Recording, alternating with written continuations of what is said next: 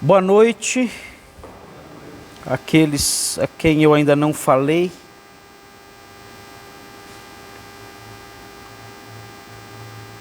Estamos em Hebreus 12, do 14 ao 17. Esse é o nosso texto atual. São os 4 conselhos. O primeiro conselho começa com uma ordem, é um imperativo, né? Mas é um conselho, né? Sigam a paz, persigam a paz. Seria a tradução correta, conforme nós vimos, né? Persigam a paz, é um verbo mais intenso. É um verbo que envolve um empenho maior do que só seguir. Seguir envolve certa dificuldade. Agora, perseguir é um envolvimento muito mais intenso na busca. E já estudamos essa parte, seguir a paz. Agora falta a segunda parte do versículo 14. E a santificação. Essa parte nós não estudamos. E aí depois disso, começam os 3 conselhos metis, que nós falamos na aula passada. Os 3 conselhos metis.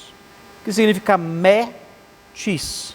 Me, não, tis, significa algum, alguma. Então, metis seria não alguém. Não algum ou não alguém. Metis. Então, aí ele fala 3 vezes metis. Que não haja alguém faltoso, não haja alguma raiz de amargura e não haja algum impuro. São os 3 conselhos metis que aparecem aqui. E é engraçado porque a impressão que dá é que o primeiro conselho metis é um conselho curtinho, ele não desenvolve o conselho. Ele só fala, não haja ninguém faltoso separando-se da graça de Deus. Então é curtinho o primeiro metis. O segundo metis já é mais extenso. Ele fala, não haja alguma raiz de amargura que brotando vos perturbe, por meio dela muitos sejam contaminados. É mais comprido. Aí tem o terceiro metis, que aí já pega 2 versículos. Nem haja algum impuro, e aí vai embora. Ou profano, como foi Esaú, qual por um repasto vendeu seu direito de primogenitura, pois sabeis que posteriormente que dará bem, e vai embora. Então os conselhos vão crescendo. Cada conselho metis vai dando lugar a um conselho metis maior. Então é o jeitão dele escrever, né? Ele tem o seu estilo. Muito bem, então o texto está aí, né? Hebreus 12, 14 a 17, vamos ler então. Vou ler tudinho porque é curtinho, então dá para ler tudo, né? Então vou ler. Desculpa. Segui a paz com todos e a santificação, sem a qual ninguém verá o Senhor. Atentando diligentemente, porque ninguém seja faltoso, separando-se da graça de Deus. Nem haja alguma raiz de amargura que brotando vos perturbe, e por meio dela muitos sejam contaminados.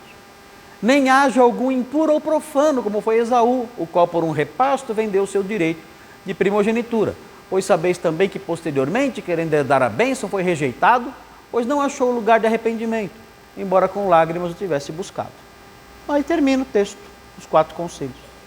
Então estamos terminando o primeiro, que é seguir a paz com todos e a santificação.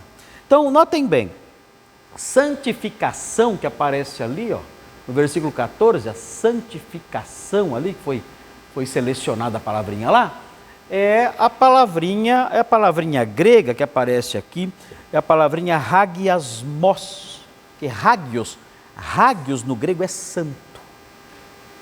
Hagiasmos, santificação. Então, o sentido básico da palavra santo, ou da palavra santificação, hagiasmos, não é aquele sentido que geralmente a gente atribui, que é o sentido de alguém moralmente limpo, alguém moralmente puro.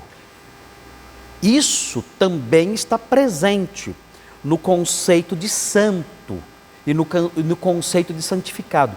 Mas essa concepção mais moral, mais ética, né, da palavra santo, como algo que não tem mancha, não tem mácula, isso é decorrente de um sentido mais básico. Então é isso. Mas isso é decorrente de um sentido mais básico.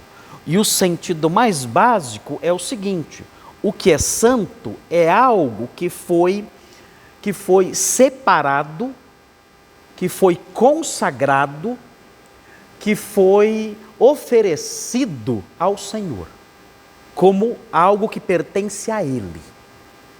Então é por isso que essas coisas santas acabam por ter uma qualidade moral mais alta.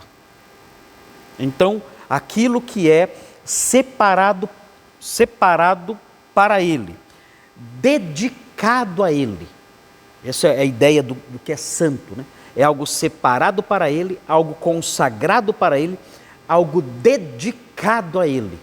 Então isso é o conceito básico do hagios.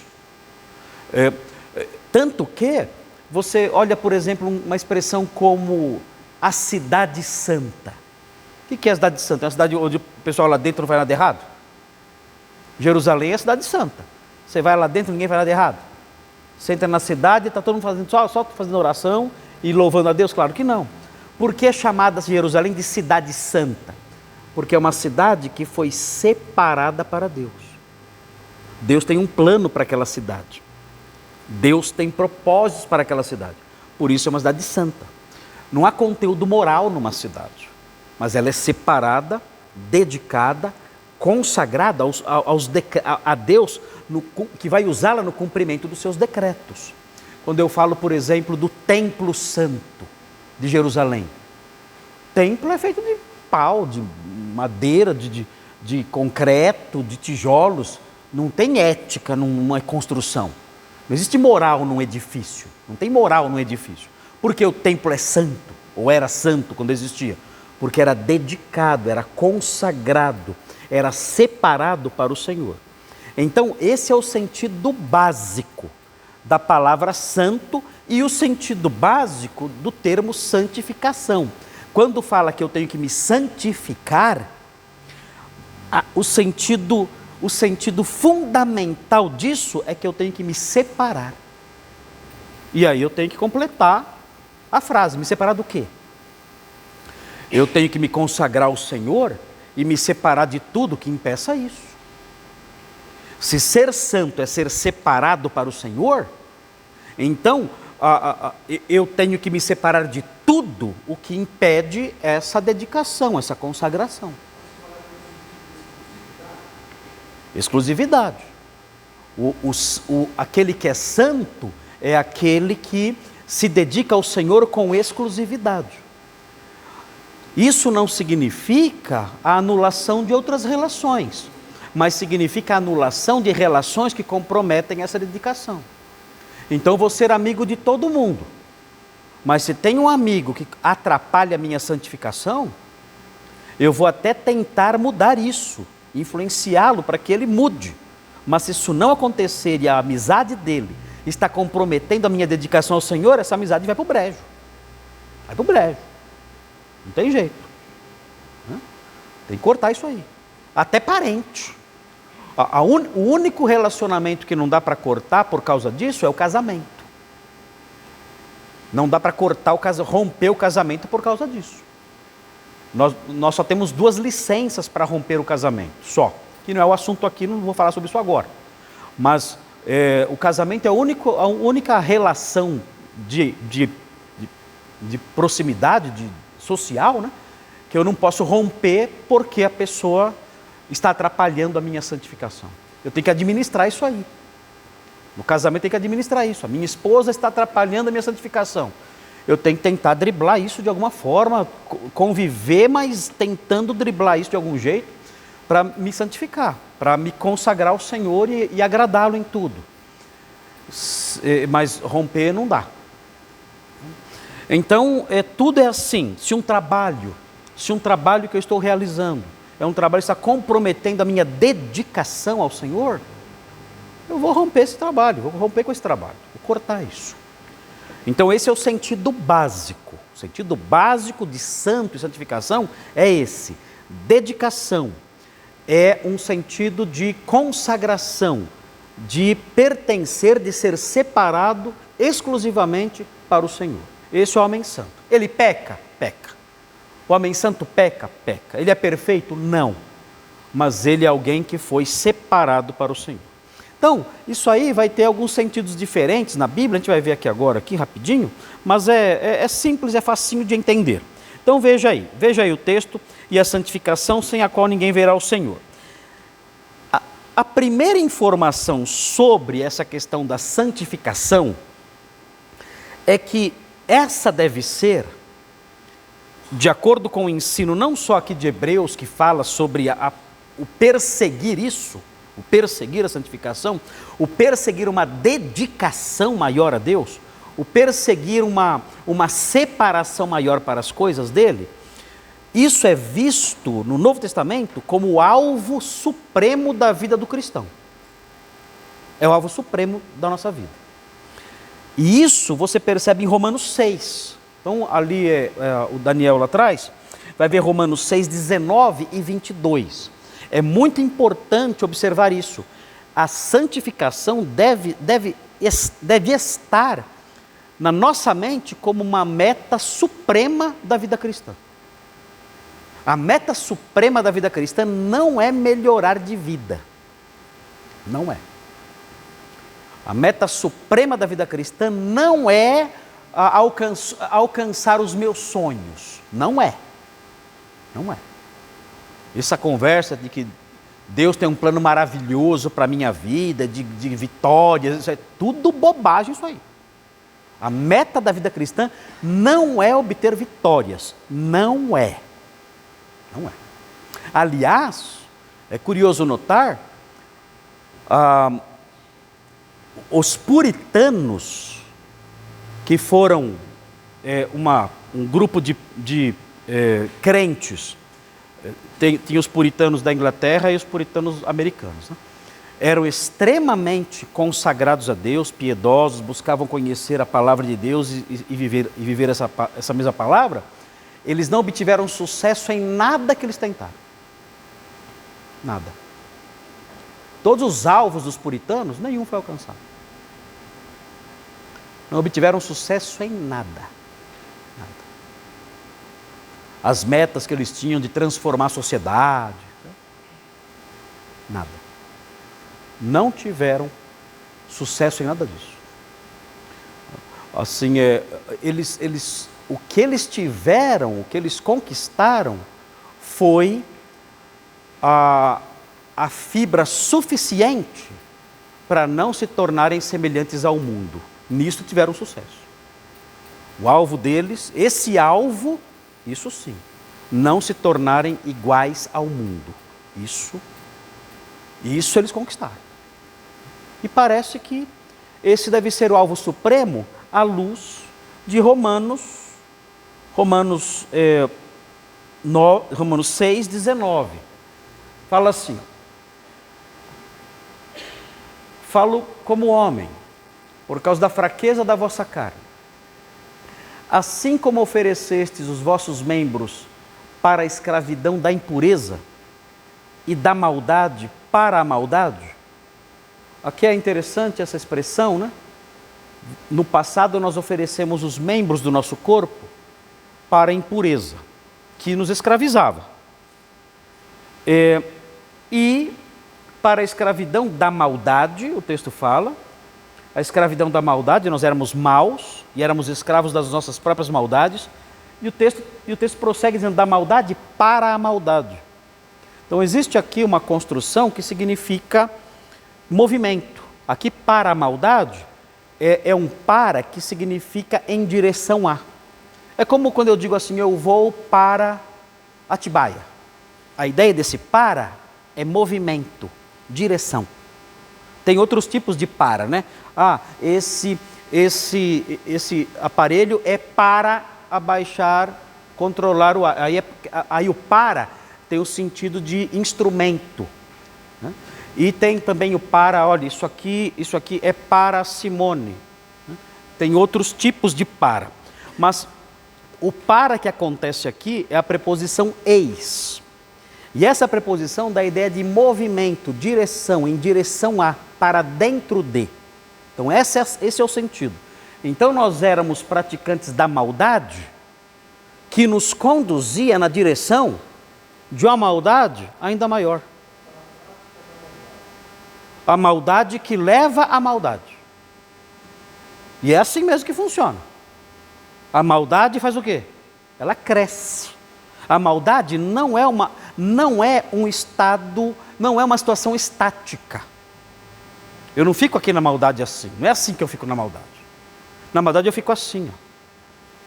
Eu caminho, eu vou crescendo nela.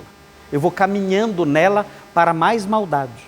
É assim que é a maldade. Eu vivo na maldade de tal modo que a maldade conduz a mais maldade. Esse é o movimento. E nós éramos assim. Essa é a vida do incrédulo. O que tem aqui é o retrato do incrédulo. É imoralidade e maldade, mas é imoralidade e maldade em movimento. É dinâmico isso. Isso não é estático, não é um estado ali parado da maldade, não. É dinâmico, a pessoa está vivendo, crescente. É crescente, dinâmico, fazendo a maldade.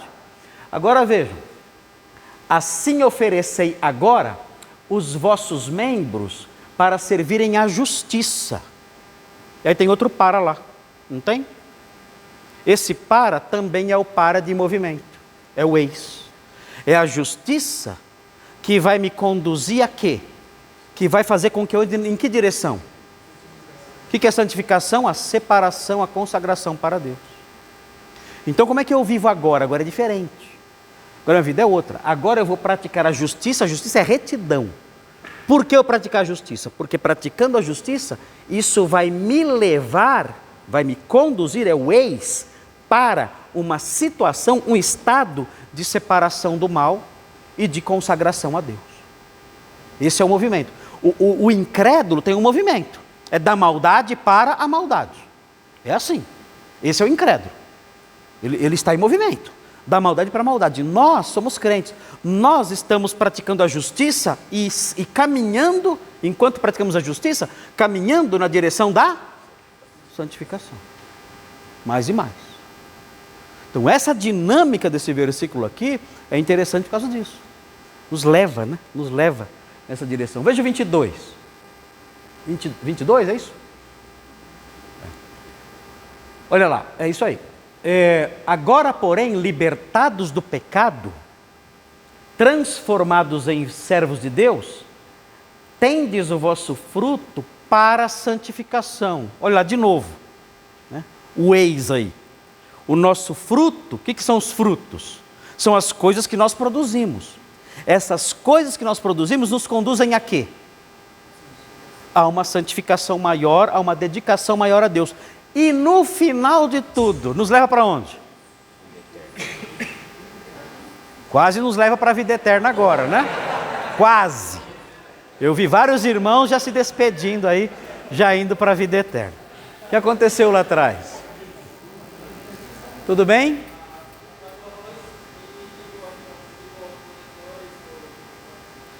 Então foi uma queda de energia? Mas queimou o projetor ou não? Não? Vamos continuando aqui, enquanto eles vão resolver lá. Se for o caso, vocês vão olhando aí o texto no próprio aplicativo, tá bom? Então notem, né? É curioso notar isso. Os incrédulos vivem na maldade que conduz à maldade. E qual é o salário desse pecado? A morte. Então esse movimento acaba um dia? Acaba onde? A morte, morte eterna. Morte eterna. É o resultado desse modo de vida. Esse modo de vida é maldade que leva a maldade maior e, por fim, perdição. Deu certo aí? Ligou? Agora, o crente é outra dinâmica. O crente é outra dinâmica. O crente é a justiça que leva à santificação e, por fim, vida eterna. Muito bem, então isso é interessante notar. Esse é o maior objetivo da vida cristã. A vida cristã é isso. O que é a vida cristã? É isso. Vida cristã é uma vida de constante separação do mal e dedicação ao Senhor, num movimento constante e crescente, que termina em quê? Na vida eterna. É isso. Esse é o nosso eis. Assim, se tiver que desenhar o sentido de eis seria uma seta indo numa direção específica, indo num alvo específico. Esse é o eis. Aqui aparece esse eis, é nesse sentido. Nós estamos caminhando da justiça no rumo da santificação e daí para a vida eterna. Essa é a nossa dinâmica de vida cristã. Sim. Esse primeiro texto fala assim, da maldade para a maldade, ou seja, a maldade que é em nós, nosso corpo. Não é maldade do nosso corpo aqui. Não, aqui é prática, aqui é fazer. Aqui nesse texto é fazer. Nós usávamos os nossos membros para a maldade. A maldade que conduzia à maldade, que ia para a maldade. Não, nesse versículo não. Nesse versículo ele fala, os nossos membros eram oferecidos a práticas de maldade. Ele fala sobre a natureza má, no capítulo 5, no 7, ele fala sobre isso. Mas aqui ele está falando sobre a prática, modo de vida. Ele pegava os membros dele e oferecia a práticas más. Ok? Reginaldo? Sobre o versículo, Romanos 14, 19. Assim, pois, seguimos as coisas da paz e também da edificação, de uns para com os outros. Sim. O que era isso? Oi? Não entendi. O que era? Eu não entendi essa. Só me recordei desse versículo agora, eu vou ler para o senhor. Você recordou? Romanos 14, 19. Tá. Assim, pois, seguimos as coisas da paz e também da edificação, de uns para com os outros. Uhum. Ah, tá. Um reforço para o que eu estou falando aqui. Ah, tá, entendi. Você ia perguntar alguma coisa. Tá bom, obrigado, Reginaldo. Fala, Márcio.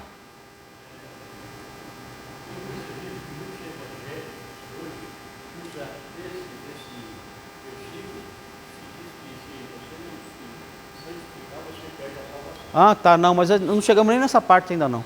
Aqui o sentido é um pouquinho diferente desse aí que estão falando, né? Que se você não se santificar, não se consagrar, é um pouquinho diferente o sentido aqui. A gente vai falar já quando chegar a hora, tá bom? Então aqui existe esse ensino em Romanos e tem um outro ensino importante também ligado à santificação, que está em 1 Coríntios 1,30. Deu certo aí, Isaac? Ligou, né? Esse aqui não? Ah, está voltando agora. Foi uma queda de energia aí. Então, 1 Coríntios 1,30. É interessante que aqui, em 1 Coríntios 1,30, tem um sentido um pouquinho diferente, que não é semelhante ao de Romanos. Que a palavra santificação acaba tendo nuances distintas, né? Então, veja lá, 1 Coríntios 1,30. Aqui é um sentido um pouquinho diferente. Porque assim, cada versículo bíblico, as palavras que integram esse versículo, elas têm que ser compreendidas dentro do ambiente maior. É claro que as palavras têm um limite de significado, mas as palavras significam coisas diferentes. Qualquer palavra é assim. Qualquer palavra significa ter um universo semântico, um leque de significados, qualquer uma. Então, nós temos que pegar o leque de significados da palavra santificação e ver, no versículo específico, qual é o melhor sentido dentro desse leque que cabe ali. Então, mas isso é com qualquer palavra que nós usamos. A palavra Marcos, por exemplo, tem um leque de significados. Pode ser o nome próprio e pode ser marcas, né? Marcas, os marcos num campo, os marcos de um terreno, num campo, para delimitar as propriedades. Então, são sentidos diferentes de uma mesma palavra. Então, a santificação, hagiasmos, tem também esses sentidos distintos. Então, como é que o Novo Testamento usa essa palavra? E como é que o autor de Hebreus vai usar essa palavra? Para nós entendermos direitinho. Então, sabemos, olha, para o apóstolo Paulo, santificação significa uma dedicação a Deus que é dinâmica, que vai crescendo. Esse é um sentido que o apóstolo Paulo atribui à palavra santificação. Mas não é o único sentido que o apóstolo Paulo atribui à palavra santificação. Tem um outro sentido que o apóstolo Paulo atribui a essa palavra. Olha lá, olha isso aqui, ó. 1:30, olha só. Veja aí. Mas vós sois dele, em Cristo Jesus, o qual se nos tornou da parte de Deus sabedoria, justiça e santificação e redenção. O que significa isso? Isso aqui significa, essa construção ainda que seja um pouquinho nebulosa, né? Significa apenas o seguinte, que Cristo fez tudo isso para nós. Olha o que Cristo fez para nós.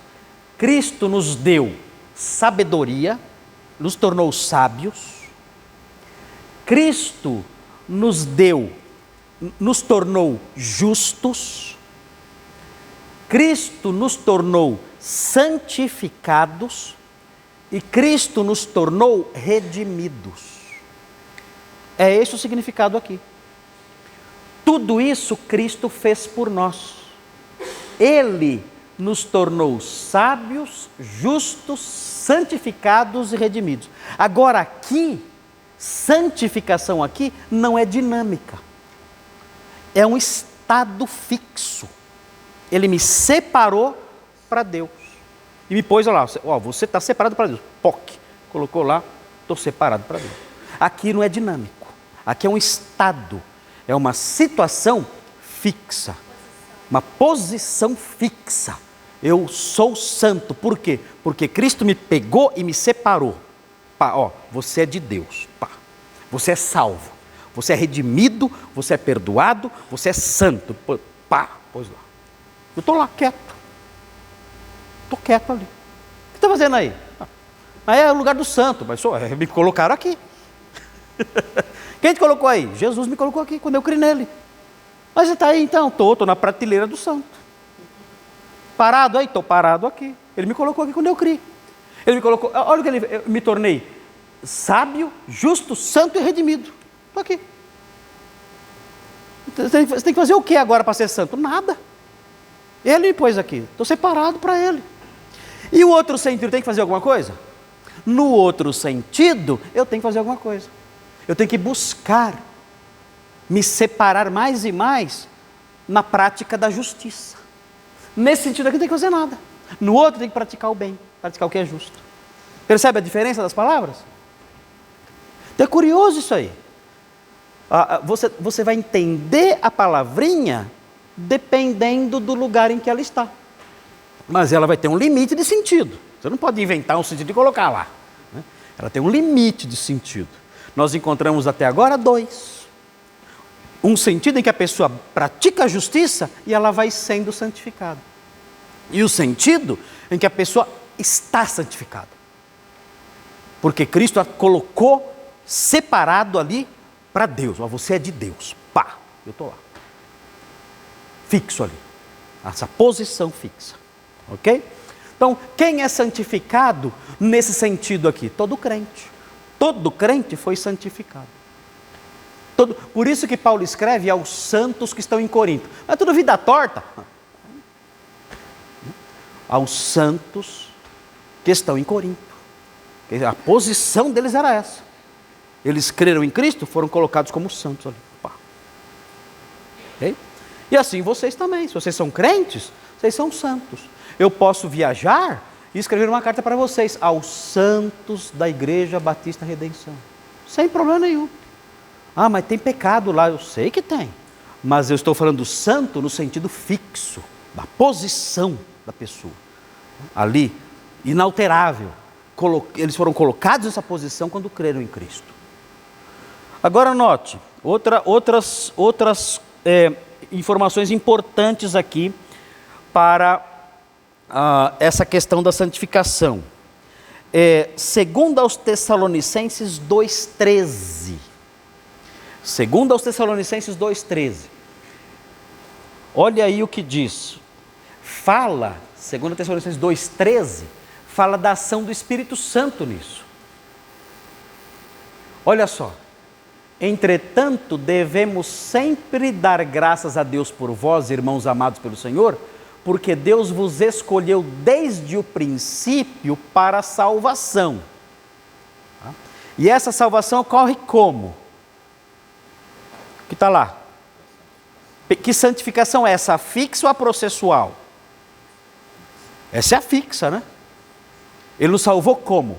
Pela santificação. Ele nos pegou e colocou aqui, ó, separou para ele.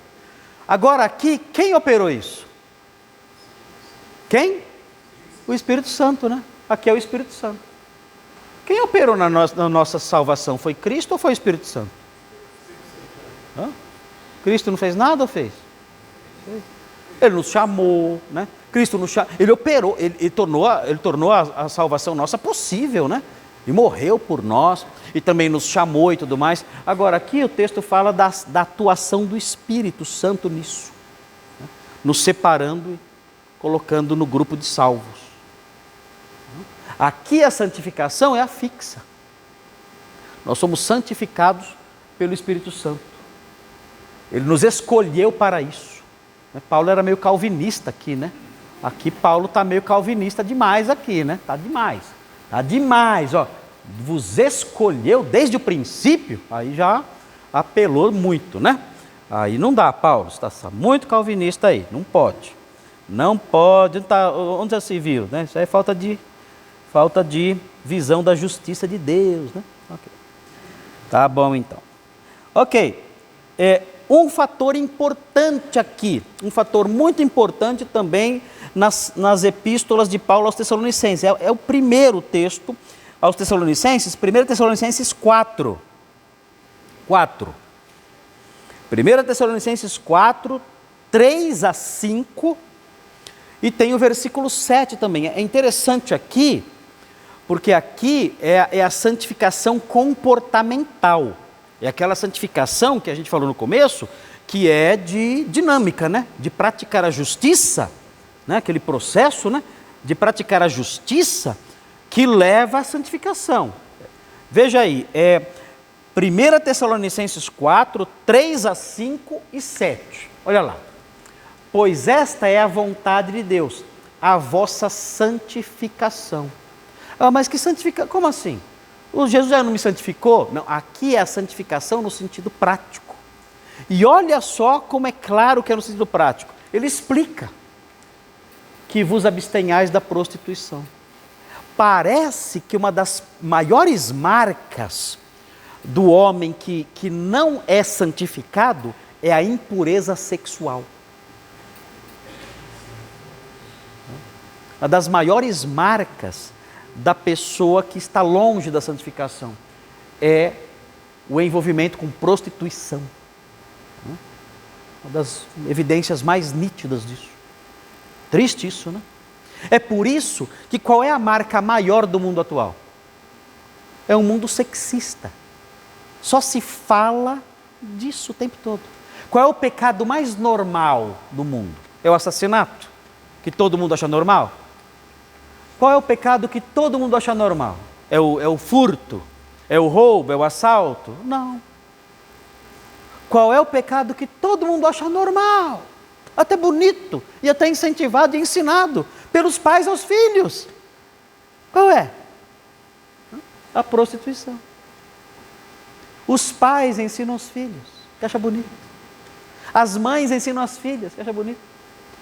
Esse pecado, olha, é aplaudido de pé. Pessoa de mente aberta, pessoa que vive a vida. Então, isso mostra o quê? que o nosso mundo está próximo da santificação ou distante? Meu Deus! Se a marca da santificação é fugir da prostituição, meu Deus! Esse mundo então é um esgoto. É um esgoto. O que não é surpresa para ninguém falar isso. É um esgoto. Pode falar.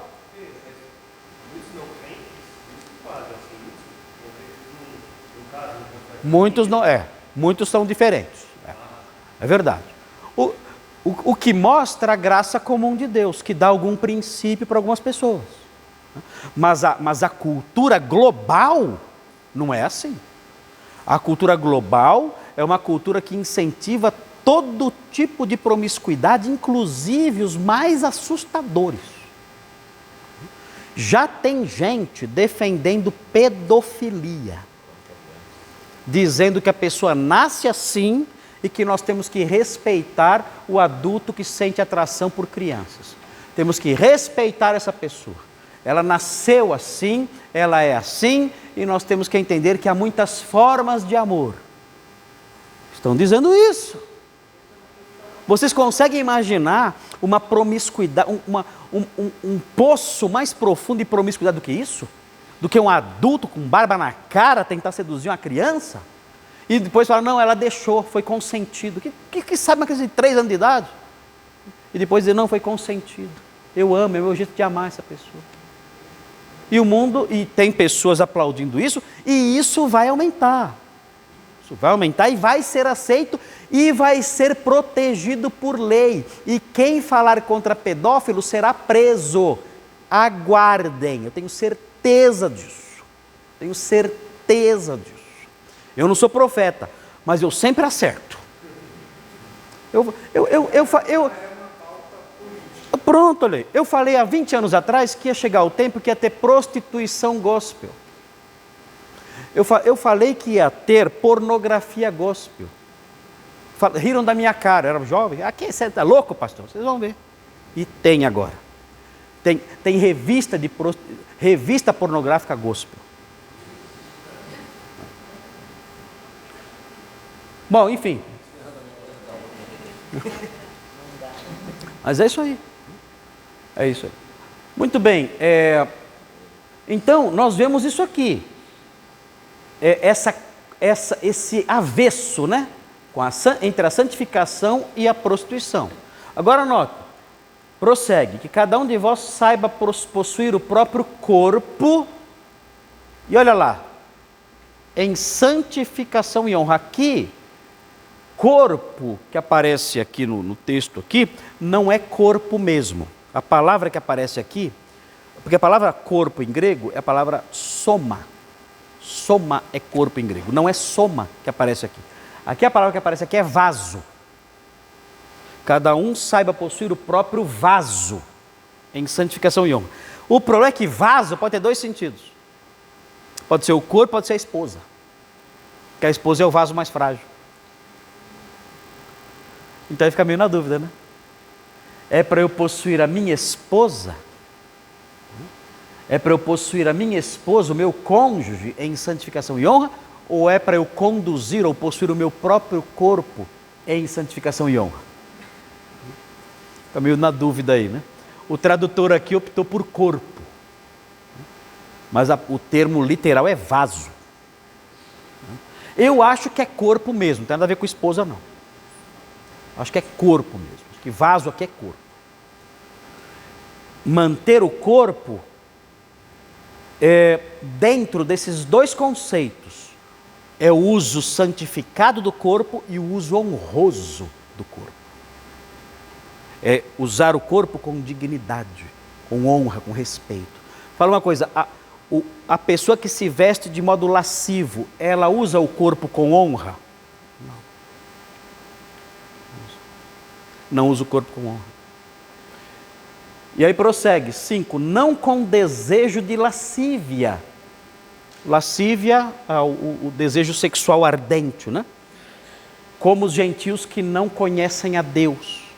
Por não conhecerem a Deus, a marca deles é o desejo sexual constante, incontrolável, são como animais, só vivem assim. E aí versículo 7, porquanto Deus não nos chamou para a impureza, que é impureza sexual, e sim para a santificação, que é o oposto da impureza sexual. Então, na cabeça do apóstolo Paulo, o oposto da impureza sexual é a santificação, o oposto da santificação é a impureza sexual. Ele conecta fortemente as duas coisas. Então você vai criando um cenário semântico quando você vê essas coisas. E nesse cenário semântico, então, você enxerga o quê? Você enxerga a santificação como algo que vai crescendo quando a pessoa pratica a justiça, ela vai crescendo na sua consagração a Deus. Você vê a santificação como um estado em que a pessoa entra e permanece quando ela crê em Cristo, um estado fixo. E você percebe, você aprende que o primeiro conceito, o conceito da santificação como algo que a pessoa vai vivendo, passa fortemente por uma ideia de pureza sexual. Esse é um cenário que nós vamos montando aí quando olhamos essas palavras. Sobre a questão aí do processo, né? Tem um texto que é clássico, que é 2 Coríntios 3,18 e Filipenses 1,6, que acho que é importante os irmãos terem isso aí em mente, né? 2 Coríntios 3,18 e Filipenses 1,6. Daniel, coloca lá, 2 Coríntios 3,18. Só para a gente fechar isso aqui.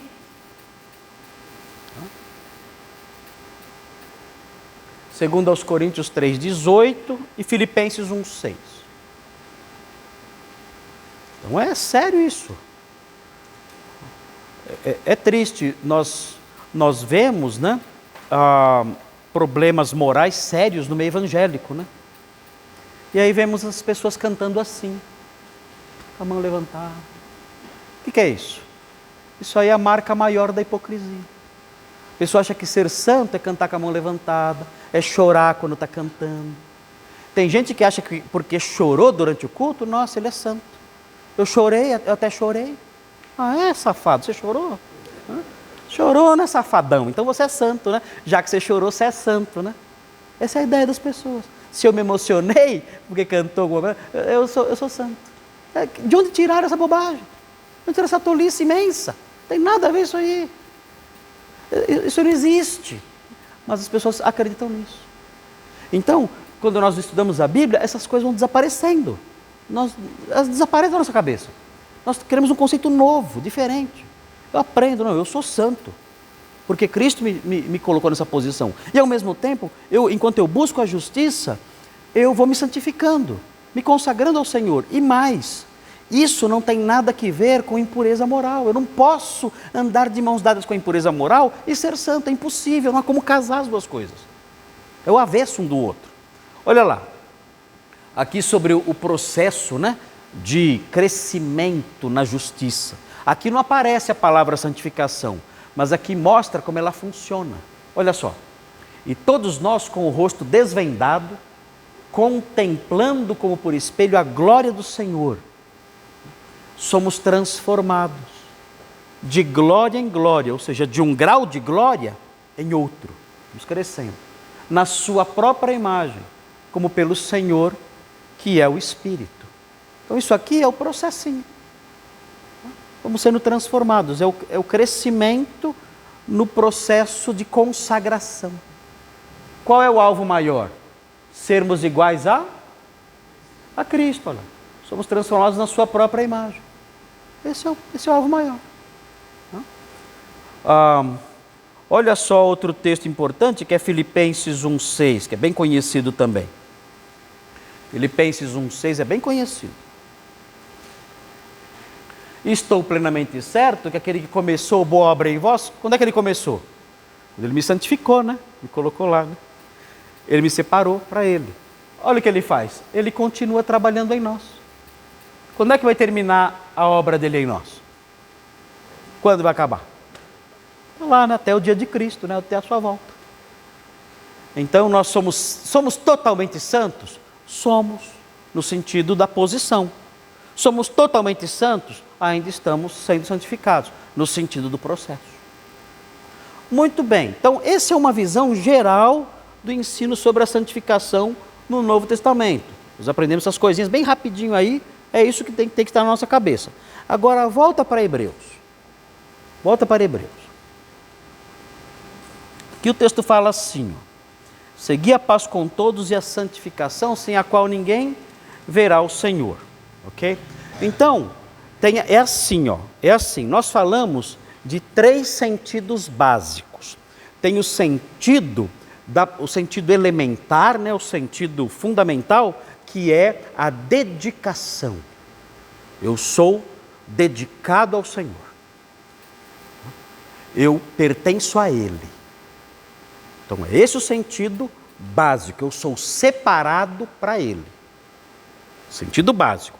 Tem o sentido dinâmico, que é aquele crescimento. É aquele crescimento em que eu pratico a justiça e vou crescendo na santificação.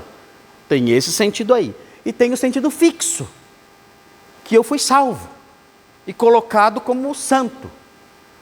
Note bem, considerando o contexto desse versículo, que está preocupado com a apostasia.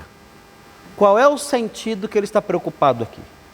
Qual é o sentido que ele quer transmitir aqui? É a santificação no sentido de, olha, separem-se para o Senhor? É o sentido de pratiquem a justiça para irem crescendo espiritualmente? Ou é o sentido, olha, adquiram a posição de santos? Qual dos 3 sentidos se encaixa melhor?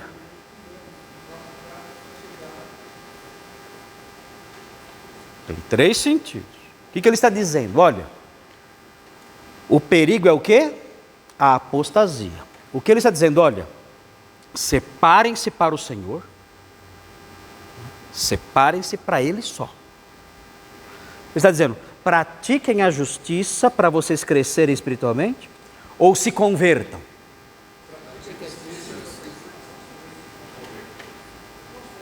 Qual é o perigo? Qual é o perigo? A apostasia. Quais são as 3 possibilidades? Olha, há um perigo aqui, a apostasia. Então, em face disso, olha, separem-se para o Senhor só,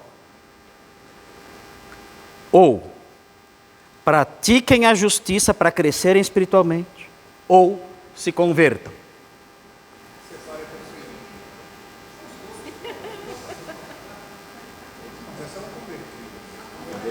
O último não é, porque crentes eles já são. O 2 não é o assunto aqui. Ele não está dizendo, olha, vocês têm que começar a praticar a justiça e se afastar da prostituição. Não é o sentido aqui, não é a preocupação aqui. Ele está preocupado, olha, não saiam da fé. Separem-se só para o Senhor. Não apostatem. Não apostatem. Separem-se para o Senhor. O mundo está chamando? Tá, eu vou? Não. Qual é o perigo? É a apostasia, é sair. Eu vou largar o Senhor? Não, não larga. Santifique-se, dedique-se só a Ele. Não apostate. Esse é o sentido aqui, em face dos perigos ao redor. Então, quando ele fala, olha, busque a santificação, significa, olha, não apostatem. Separem-se só para Ele. Separem-se só para Ele. Esse é o sentido dominante aqui. Em Romanos, que nós lemos lá, Romanos 6, né? Paulo está dizendo, olha, busquem a justiça. É outro assunto. Em 1 Coríntios 1,30, olha, vocês já são santificados. Está fixo. Aqui a preocupação é com o abandono da fé. Não abandonem a fé. Se vocês abandonarem, vocês vão se separar do Senhor. E não é para se separar do Senhor. É se separar para o Senhor. Não apostatem. Fiquem firmes. Esse é o sentido aqui de santificação. A preocupação é com a apostasia. Agora, note bem. Aí eu entendo o versículo melhor. A pessoa que não é separada para o Senhor, o que vai acontecer? Não vai vê-lo. não vai ver. A pessoa que não é separada para o Senhor, não vai ver. Se vocês apostatarem, isso significa que vocês romperam com o Senhor, se afastaram dele, vocês não vão vê-lo. Esse é o sentido aqui dominante. Não é que para eu ir para o céu, eu tenho que buscar mais e mais crescimento espiritual, não é isso. Para ir para o céu, eu não posso apostatar. Esse é o sentido. Se eu apostatar, eu não vou para o céu. Então se eu apostatar, eu perco a salvação? É aí que vem a briga.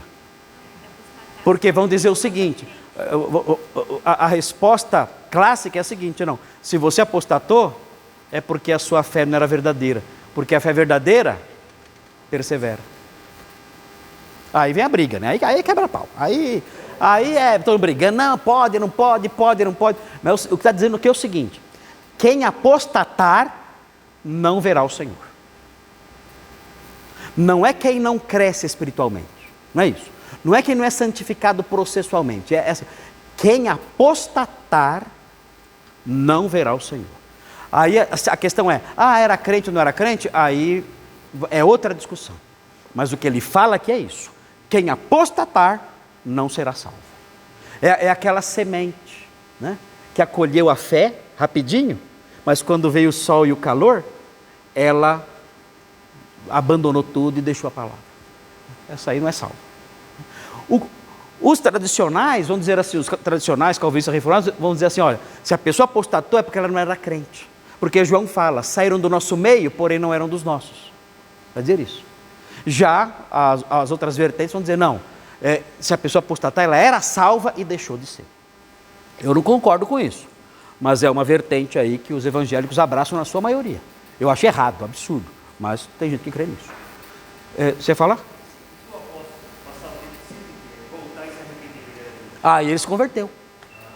Aí legal, seria uma bênção, né? Eu conheci já apóstata que, na verdade não era um apóstata, era um crente que se desanimou. Aí ficou um pouquinho fora e voltou depois. Agora tem aquele que realmente ele conhece a fé e está lá, ele apostata mesmo e chuta e nega a fé. E nega a fé e sai xingando. Esse aí na visão arminiana, né, e tudo mais, nessa visão ele perdeu a salvação. Na concepção que nós adotamos aqui na igreja, essa pessoa, o apóstata, ele nunca foi crente. Ele estava lá, mas ele nunca permaneceu. Nunca foi crente de fato. Ele era o joio no meio do trigo. Ele era daqueles que saíram do nosso meio porque não eram dos nossos. Era o perverso na congregação dos justos, que Salmo 1 fala, né? E aí, então, ele chegou um momento que ele foi embora. Mas o que eu quero deixar claro é o seguinte aqui. Esse versículo está dizendo que quem apostata, que é o contrário da santificação no sentido básico, quem apostata não verá o Senhor. É sério. É porque perdeu a salvação. Bom, então é outro assunto, não sei. Sei que não vai ver. Então não era crente. Não sei, eu sei que não vai ver. O que o versículo fala, o versículo não discute se era salvo, se não era salvo. Não discute. O versículo é taxativo. Abandonou, não vai para o céu. Esse é o assunto. É isso que ele fala. Se era crente, se não era crente, ele não vai falar agora. Outros textos vão falar. Mas esse texto aqui diz isso. O apóstata não verá o Senhor. Ele não vai para o céu. E quer ver o Senhor? E quer ver o Senhor? E quer ver o Senhor? Olha o 9:28 de Hebreus. Hebreus 9:28. Hebreus 9:28.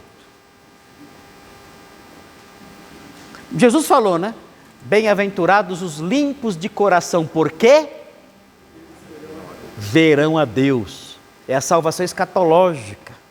É a salvação lá na frente. O apóstata não verá a Deus. Hebreus 9:28. Cadê? Assim também Cristo, tendo se oferecido uma vez para sempre para tirar os pecados, olha lá a visão, olha a ver a Deus aí, aparecerá segunda vez sem pecado. Ele vai ser visto? Ou não vai?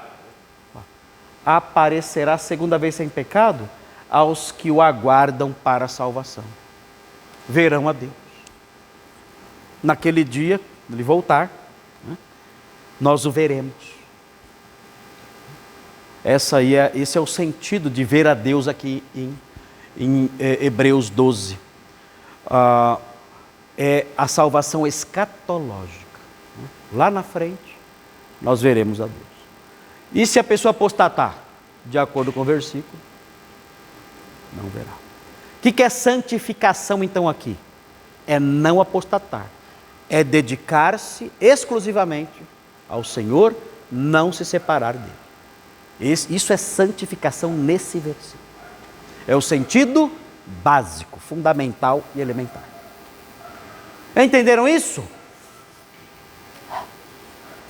Estou cansado, ainda bem que tem ar-condicionado hoje. Fala, Jimmy.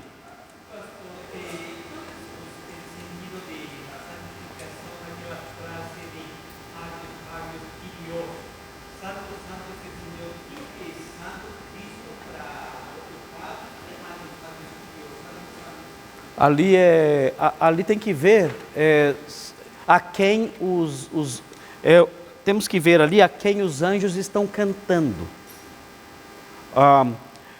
Ali, se não me engano, é Deus Pai que é entoado, que é exaltado dessa forma. Deus soberano, que era, que é e que há de vir. Parece, se eu não me engano, é Deus Pai. Não. É o Pai que é separado de toda mácula. É o Pai que é separado de toda impureza, de toda treva, toda mancha. Ele é 3 vezes santo, porque ele é infinitamente separado de toda treva, toda mancha, todo pecado, toda injustiça. Por isso ele é santo, ele é separado de tudo isso. É que assim, nós temos que resgatar no meio evangélico o conceito de santidade de Deus. Que ele é absolutamente, nenhuma mácula ele aceita. Então, se nós tivermos isso na nossa cabeça, a nossa vida vai ser outra. Porque nós saberemos o que ele odeia. Então diante de algum tipo de comportamento, algum tipo de filme, algum tipo de amizade, algum tipo de linguagem, algum tipo de roupa, algum tipo de música, eu lembrando que ele é absolutamente puro, que ele é separado de todo tipo de injustiça, de treva e de mal, e que ele odeia tudo isso, não tem nada a ver com ele, essas coisas vão causar repugnância em mim também. Eu não quero isso. Eu sei que meu Deus é santo, santo, santo. Então eu não quero me aproximar disso. Eu não quero ter essa conversa. Eu não quero usar essa linguagem. Eu não quero usar essa roupa. Eu não quero ouvir essa música. Eu não quero ver esse filme. Eu não quero ter essa amizade. Eu não quero andar desse jeito. Porque Ele é santo, santo, santo, infinitamente santo. Então isso vai mudar meu modo de viver. É muito importante, a visão de Deus muda o nosso modo de vida aqui. Bom, gente, na semana que vem nós vamos ver a parte da raiz de amargura. É outro metis. Não, começa o metis, né? Não nenhum faltoso, não nenhuma raiz de amargura. Vamos aprender isso aqui semana que vem, acho que dá para acabar tudo. Tudo não, dá para acabar o 15 talvez, né? Acho que dá para caminhar um pouquinho mais, não sei, vamos ver. Né? Mas eu já estava pensando na internet, né? E lá explicando que raiz de amargura é a pessoa que fica triste com alguém, e fica amargurada ali, eu estou chateado com você, e aquilo fica dentro de mim ali, aquela mágoa. Sabe o que isso tem a ver com Hebreus? Sabe o que isso tem a ver com Hebreus? Nada. Raiz de amargura não tem nada a ver com isso. Gente, absolutamente nada. É claro que a mágoa é errado, claro que mágoa faz mal, claro que mágoa, né, prejudica você, é o ódio, tem que perdoar, claro. Né? Mas esse texto não fala nada disso. Nada, não tem nada a ver com isso aí. A gente vai aprender semana que vem. A gente aprende um pouquinho mais. Vai ser carnaval, né? Ninguém vai vir na igreja? Vai. Vocês vão pular onde? Vão pular. Bom, eu não vou viajar para canto nenhum. Né? Mas acho que na quarta-feira estão de volta já, né, pessoal? Né? Carnaval é até terça?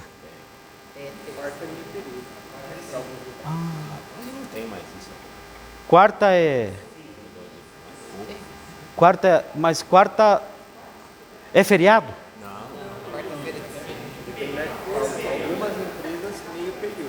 Mas então o pessoal vem na igreja. Quem vai vir na quarta? Então tem a turminha que vem, né? Bom. Então tem frequência. Eu não vou lá, nós nunca mudamos isso. Eu vou continuar tendo culto normal. Bom? E a gente aprende então isso aí. Vamos fazer oração, pedir o que para Deus? Senhor,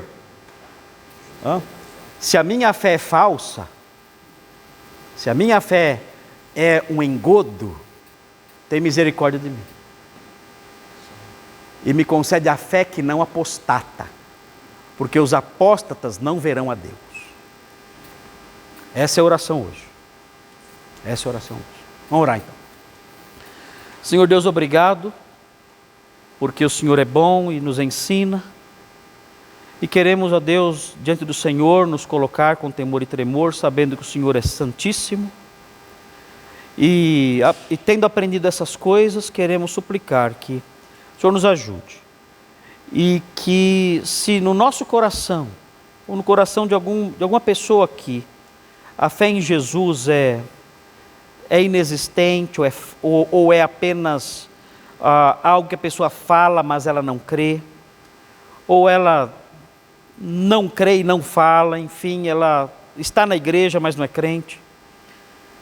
Ó Deus, ajuda para que, na sua infinita bondade, o Senhor, que é aquele que santifica e redime, pela ação do seu Espírito, que o Senhor atue na vida dessas pessoas, se existirem pessoas assim aqui, depositando no coração dessas pessoas a fé verdadeira, a fé que não apostata, a fé que persevera, a fé que permanece e frutifica, a fé daqueles que verão a Deus. E ao Senhor, aqueles a quem o Senhor concedeu já essa fé que não apostata, nós suplicamos que o Senhor conceda um crescimento cada vez maior na justiça, para que o seu nome seja glorificado e exaltado no meio do seu povo, e o mundo veja a diferença que Cristo faz na vida de quem crê nele.